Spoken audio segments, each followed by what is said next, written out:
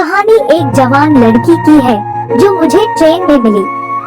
मेरा मन तो पहले ही उसे देखकर बावला हो गया था और वो भी कुछ कम नहीं निकली। मेरा नाम आर्नव है।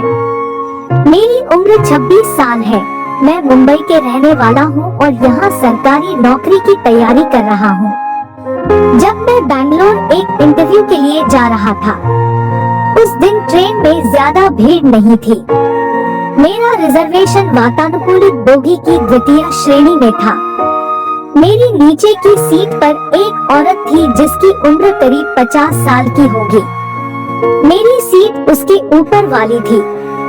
सामने की दोनों सीट खाली थी, उन पर कोई नहीं था तो मैं नीचे ही बैठा रहा।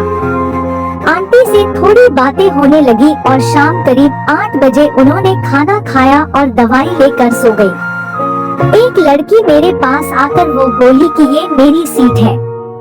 मैंने उसके कहने पर वो नीचे वाली सीट खाली कर दी। फिर वो लड़की अपना सामान सेट करने लगी।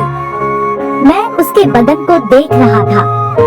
मेरी नजर उसके बदन को नाप रही थी, लेकिन मैंने उसको इस बात का एहसास नहीं होने दिया कि मैं उसके बदन को निहार रहा हूँ। जीन्स में एकदम कमाल लग रही थी वो। मैं उसके पूरे बदन को ताड़ रहा था कि तभी उसने मेरी तरफ देखा तो मैंने अपने फोन की स्क्रीन में देखना शुरू कर दिया।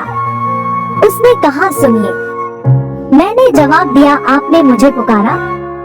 वो बोली, हाँ, मेरे पास सामान काफी ज्यादा है, तो आप प्लीज मेरी थोड़ी मदद कर दीजिए सामान सेट करवाने में। मैंने कहा, हाँ, क्यों नहीं।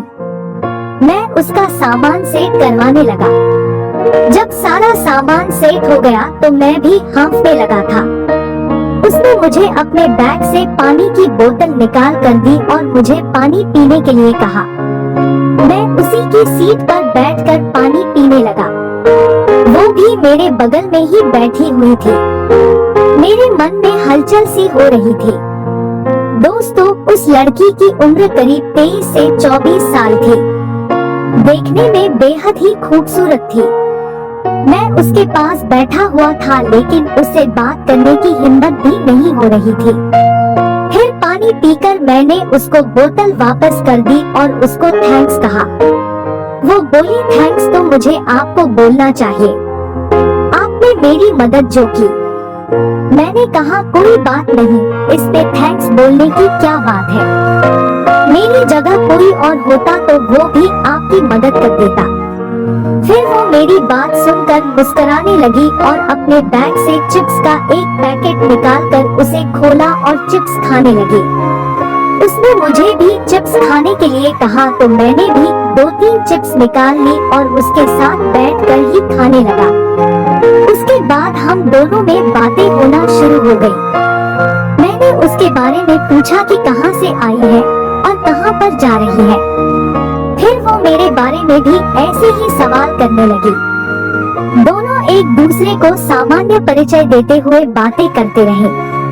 काफी देर तक हम दोनों के बीच में बातें हुई और उसके बाद वो भी मेरे साथ काफी कंफर्टेबल हो गई। मैंने उससे कहा कि आप भी थकी हुई होंगी, थोड़ा आराम कर लीजिए। मैं भी अपनी सीट पर जाकर कमर थोड़ी सीधी कर लेता हूँ। वो बोली, ठीक है। मैं ऊपर वाली अपनी सीट पर जाकर बैठ गया और पानी पीकर लेट गया।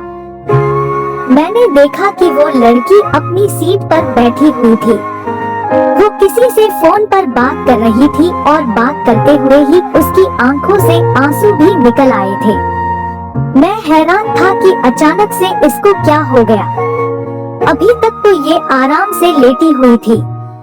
जब उसने फोन रखा तो मैंने पूछा, क्या हुआ? सब ठीक है तो आपके घर में? वो बोली, मेरे घर में तो सब ठीक है।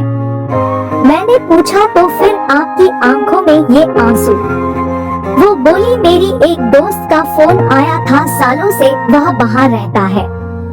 ये बात सुनकर मैं उसके पास ही बैठ गया। उसने मेरे कंधे पर सिर रख लिया और मुझसे लिपट कर रोने लगी। मेरा भी गला सा भर आया। वो लड़की बहुत ही प्यारी थी, इसलिए उसको रोते हुए देखकर मेरा मन भी दुखी हो गया था। मैं उसके कंधे को सहलाने लगा। उसे सांत्वना देने लगा। कंधे को सहलाने के बाद मैं उसकी पीठ को सहलाने लगा। उसकी मुलायम पीठ पर सहलाते हुए मेरे बदन में गुदगुदी सी होने लगी। अब करुणा की जगह आसक्ति ने ले ली थी। मैं जानबूझकर उसकी पीठ पर हाथ फेरने लगा। वो भी चुप हो गई थी और उसने मेरे गले में अपनी बाहें डाल ली थी। अब मेरा हाथ उसकी पीठ को अच्छी तरह सहला रहा था। मैं बीच बीच में उसके कंधे को भी दबा रहा था। पता नहीं उसके मन में क्या चल रहा था, लेकिन वो अभी भी मुझसे से ऐसे ही लिपटी हुई थी। उसने आराम से अपना हाथ रख लिया और मुझसे कसकर लिपट गई। अब मैं भी उसकी मंशा समझ चुका था, इसलिए अब कोई खतरा नहीं था। दोनों की ही सांसें तेज हो चली थी, मगर साथ में सो रही आंटी का भी डर था, इसलिए उस लड़की ने खुद ही लाइट बंद कर दी। उसने कंबल खींचकर हम दोनों के ऊपर डाल लिया और मेरे साथ ही लेट गई।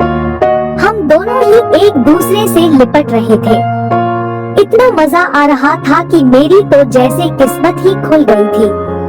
मैं ही उसके कसे हुए जिस्म के मजे भी ले रहा था।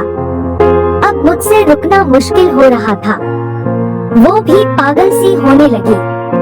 काफी देर तक चुमाचाटी के बाद मैंने उसको लगाना शुरू कर दिया। चूँकि रात का समय था, इसलिए हवस बहुत ज्यादा बढ़ी हुई थी।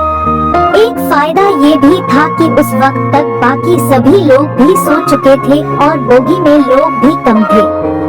करीब 10 मिनट बाद हम दोनों साथ में झड़ गए। जो आनंद मुझे मिला वो मैं यहाँ पर बता नहीं सकता। हम दोनों ही हाँफ रहे थे। वो 2 मिनट तक मुझसे लिपटी रही, फिर वो मुझसे अलग हो गई।